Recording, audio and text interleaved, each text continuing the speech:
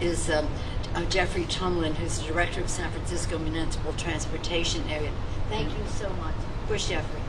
Thank you, Jeffrey. Let's hear for Jeffrey for keeping San Francisco moving and in a way that is safe for bicyclists, pedestrians, for people in cars and the rest. And during the Q&A, he'll take all the hard questions because he tells us a beautiful story about what's happening at 2nd and Bolson.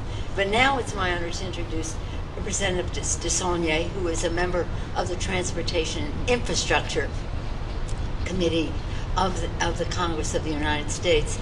He brought to that committee his experience as a local official, as a member of the state legislature. This is if.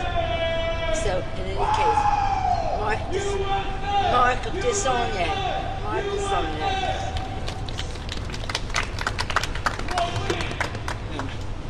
I hope he's not one of my constituents. I really want to thank all of you for being here. I want to thank the speaker for her tenacity and vision, as I did the last one I was able to attend. I want to thank the mayor for her vision and tenacity in a very, very difficult position, but she's inspiring, as is the speaker.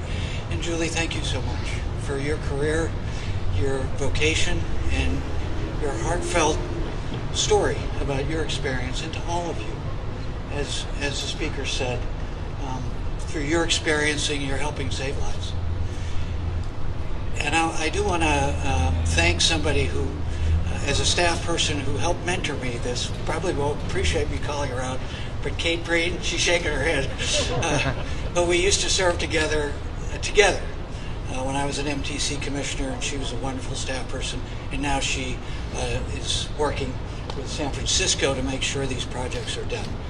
So this is really a vision, and it's time, as the mayor said, and as the speaker has done so with her usual tenacity, for the federal government to re-engage in this infrastructure, to re-engage in a way that we historically did when I started in transportation, longer than I would like to admit, where the federal government, the model was almost 75% from the federal government, 25% local and state.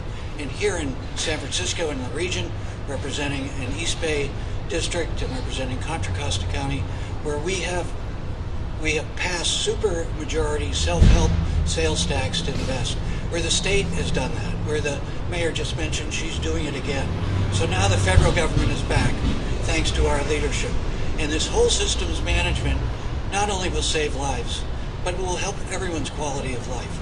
For every single occupancy vehicle that you take off the road and put somebody on a bike or walking, it saves the environment. It's a multiplier of 10 on climate, traditional pollutants, and it creates safety, and it reduces congestion. To my constituents in the suburbs, when they ask me about this, I say every time we take one of us out of a car and put them on transit bikes like Copenhagen and Amsterdam and Munich, where 50% of the peak trips are by bike, we start to reduce congestion, along with telecommuting and tele-errands.